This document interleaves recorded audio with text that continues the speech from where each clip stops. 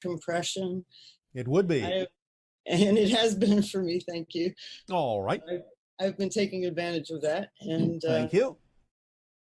meditating a lot. And I remembered also that we had talked about once imagination being a great tool for elevating my frequency, and using the marker of the visitation that I had 10 years ago, and remembering Yes. that. And may I ask you a question? Yes. Are you experiencing stress? At times, yes. Why? My life has changed drastically. Why should that cause stress? There's still a lot of uncertainty. Why? Uncertainty about what? My future. Do you have to be certain about what's going to happen in order to know that whatever's going to happen is going to serve you in a positive way? No. Then why are you so focused on the specifics instead of allowing for the holistic understanding that whatever happens, you're going to be able to use it in a way that serves you? Knowing that, why would you need to know the details? Right. Do you understand? Yes. Is this helping? Yes. All right. Let go of that need, because that's another form of insistence. That's like saying, I will not relax until I know exactly what's going to happen. But you never will know exactly what's going to happen. Not exactly. Right. But you have to know that whatever it is, you'll be able to remain in a positive state, and that means it's going to serve you. And there would be no other outcome. So who cares what it looks like? Who cares what it is if you know you have the ability to use every single thing that comes your way, no matter what it looks like, in a way that actually will serve you positively? Who cares what it looks like in that case? Yes? Right. So why the need to know? Why the insistence? Why are you not a friend of uncertainty? I think the stress that comes up is that I believe that I should be doing something. Well, yes, you can be doing something, but the idea is to take action on whatever contains more excitement than anything else. That's all you need to do. What's so complicated about that? Yes. As I was saying, everything's changed so much, and I'm trying to figure So, it out. well, what do you mean? It's not difficult. Remember when we talked about the idea many, many times of acting on your passion, we didn't necessarily mean it had to be a career or a large-scale project. We meant at every moment you have options available to you that are simple, everyday options. Taking a walk, reading a book, talking to a friend, eating a meal, watching a movie. Just pick the one that has more attractiveness, more excitement, even just the tiniest bit more than any other thing that you have the ability to take action on, and do that first. And when that one is up and you can take it no further, or there's no more excitement in it, do the next thing that contains more excitement, even on an everyday level. What is so difficult about that? There's not. And I've been doing that, but I've been guilty about not working because I've been meditating all day. Well, is there something that you would love to be doing that you're not doing? Mm. If you could do anything, what would you choose to do that is more than what you're already doing? I've been doing those things. What? They just don't necessarily go along with my job, and I'm trying to do my job. That's all. But are you saying that your job either is not representative of your excitement, or you cannot figure out a way to make it more exciting? Is that what you're saying? No, and I am making it more exciting, and it's evolving and shifting, and as I Then what's the problem? there is no problem. It's just been stressful at times. But why? If it is stressful, then there is some difficulty in your belief system about your relationship to it. Yes. What is the difficult definition you're creating that creates the sensation of stress? Is it that you believe you would rather be doing something else? At times, and I think I've defined what my company was supposed to be doing, and I have to redefine. what success means to me. All right. Well, again, remember that you have to also give yourself the opportunity to act on things that might be more representative of your excitement. If there are certain components of your job that you do find exciting, but other components that you don't, then again, it's up to you to either figure out if you can make them more exciting or change them in ways that would be more exciting, or ask your company to change them in ways that would make them more exciting, or even start your own business in a way that would be more exciting. Yes. But you have to act on something. I am. Yes. Yes. In order to give your excitement a chance to prove to you that it can support you. Yes. So don't stress yourself out. The stress is coming from your degree of reluctance and resistance to actually act in the directions that you know you prefer. Are you afraid that something bad will happen if you do take action on your passion? I'm afraid I'll fail. What does failure mean? How can you fail at being yourself? That's all this is about. You can't be anything other than yourself. So how can you fail at being yourself? Because that's what acting on your passion means, being your true self. You can't fail at being your true self. Even if the outcome isn't what you expected, you still haven't failed because you're still experiencing that as yourself. Yes. In a sense, failure is an illusion. There's no such thing. There are always learning experiences, if you want to define them in a more positive way, that can help guide you and refine your activities to make sure you're more dialed in to what you would really rather be doing. But you don't have to define it as a failure, because that definition simply doesn't work for most people. And it's not even accurate in many, many ways. Is this helping? Yes. Are you sure? Yes. All right. Being so confident. Stop being so hard on yourself. I know. Okay. You don't deserve it, and you don't need it. Thank you. It's not working for you. You know that because you feel stress. The stress is coming from being judgmental of yourself, being so hard on yourself. That's where it's coming from resisting your natural self. Because you're afraid that you're going to fail at being you. That's not possible. It's not possible. You are laboring under a false premise. Yeah. Thank you. So, pick yourself up and start acting in ways that you would really prefer to. And even if things don't go the way that you thought they would, that's not a failure. It's an opportunity to understand how to refine yourself.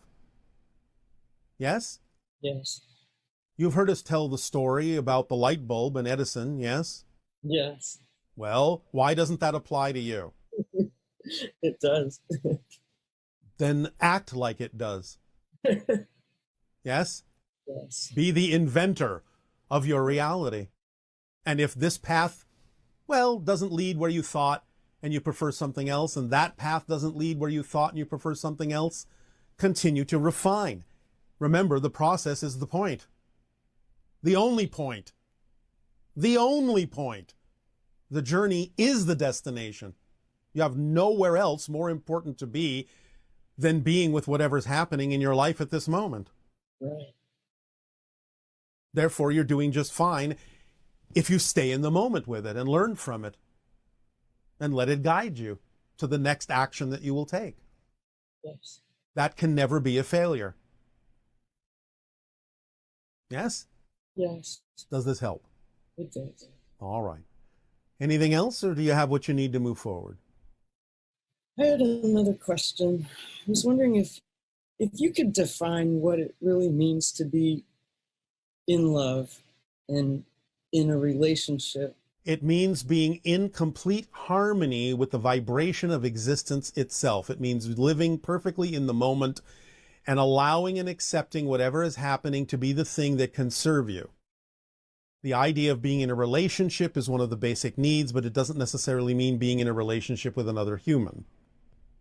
The idea can be with anything, even with the cosmos, even with all that is. knowing that you are connected, knowing that the people and whatever comes into your life comes in for a reason, but you don't always necessarily know what that reason is. Let the relationships be what they are rather than imposing a structure on them in terms of what you think they ought to be just because of how you feel. But be in harmony and in relationship with yourself first, because if you're not there, you're only going to get reflections of being out of a relationship with yourself. Yes. All right? Yes. All right. Thank you so much. You are so welcome. Love you. Our unconditional love to you. Thank you. Have a Not many people on your planet are actually yet fully human. The idea, again, of your evolution is that it will take you closer to being like the hybrid children. They are, in many ways, telepathic as well, but they can speak. They are similar to you in certain ways. Some appear to be more like you. Some appear to be a little less like you. Some might have slightly larger eyes, again, as we have discussed recently. Some of them may not look too much different than you.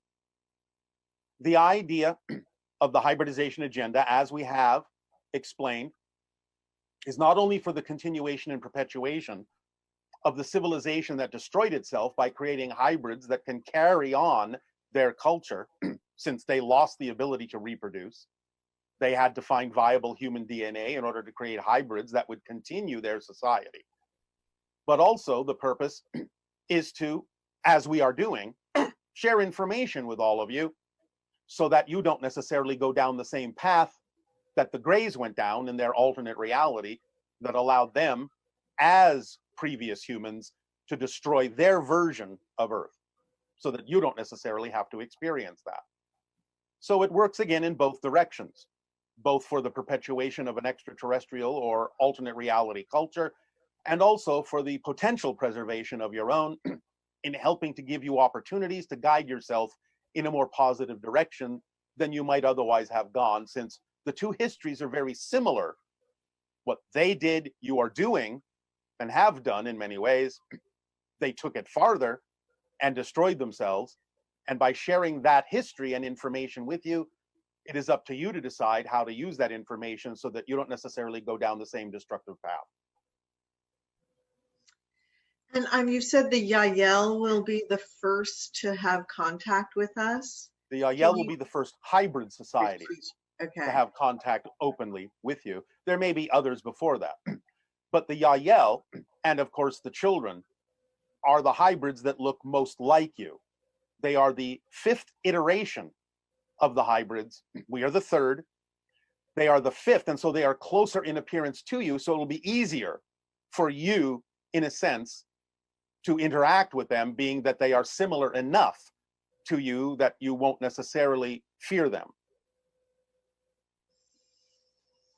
Okay, and I remember one time you talking about there's sort of different timelines so that when we interact with them, they may be different ages and not necessarily all one age. Yes, of course. The children grow at different rates, just as yours do. But also, don't we tap into them at different ages depending on the purpose of a particular interaction? Yes, correct? that is done sometimes as well. It just depends upon what's appropriate for someone to experience in their interaction with a hybrid child as to what age you may meet them at. And ultimately, when they come to your planet and start living among you in the years to come, they will again be whatever age it's appropriate for you to interact with them in. Great. There's a question about ET healing. Yeah. Many people have reported having healing experiences with ETs in dream time. Yes. Experiences like having negative energy drained from your body or having advanced technology and mind power used to heal major and minor injuries. Can you elaborate on what is occurring and how this healing is taking place? It is no different than what we have described about the experience you may have with any healer, including healers in your human society. A healer gives off, whether it be biologically, naturally, or technologically, a frequency that is representative of the healed state. And therefore, if the person is willing to allow their own vibration, their own energy to match that state, they will heal themselves. That's the technique. That's the physics of it. It doesn't matter in what form it comes, nor who it comes from. That's how it works. Are they actually using technology, or is it just our brains are translating what's occurring into instrumentation or It technology? can be both. It can be either. It depends upon the extraterrestrial source. Thank you. And how far above Bell Rock is your ship currently? About 9,000 of your miles. Okay. All right. So if the pandemic has extended until March 2021, So far, does the eye of the needle extend to that date too? And if not, when yes. does the eye of the needle end, and can we pass through it even if we still have some unresolved issues? You may bring some issues to still work on the other side of the passage. But again, it's very important to strip away as much as you possibly can to make the passage more smooth, more effortless, more easy for you, so that you don't necessarily have that much to deal with on the other side. And again, even if you strip away a lot of the negativity, there may still be things that are not relevant for you that also need to be let go of during that passage or on the other side to help streamline you. So it's not always just about letting go of fear-based or negative beliefs. It's also about letting go of those things that are simply not relevant for you. Now, the idea of the eye of the needle is that it is a passage that allows you to deal with these things, to go within, to find those things that don't work for you, that are not aligned with you, and let them go. So even though your COVID experience is part of the experience of the eye of the needle, the overall passage actually extends all the way to somewhere in 2023. But the idea is that you don't necessarily have to experience similar things to your pandemic in order to still be in the eye of the needle. No one is saying that the eye of the needle has to be something that you always experience in what you would call a negative way, or that negative ideas have to be experienced in it. It's about taking a look at yourselves and really transforming your vibrational energy so that when you do come out the other end of that passage, you really are quite different people, ready to really prepare yourselves for open contact. And all of that implies in terms of the kind of reality you really want to experience. So the eye of the needle really goes all the way into and maybe almost to the end of your year of 2023. And there will be many different kinds of events that will occur between now and then. Not only the idea of COVID, but of course that can alleviate at a certain point, and you can still be interacting or experiencing other things that will put you in touch with what you need to be put in touch with to transform yourselves. Again, it doesn't necessarily mean that all of the experiences in the eye of the needle will necessarily be something that you would consider to be negative. But it is a passageway that exists until such time as approximately 2 years before the window of open contact, because after that time, different things will have to happen in order for you to really be fully prepared for the beginning of the window of contact. But the eye of the needle will generally fade out somewhere about 2 years before the window in 2025.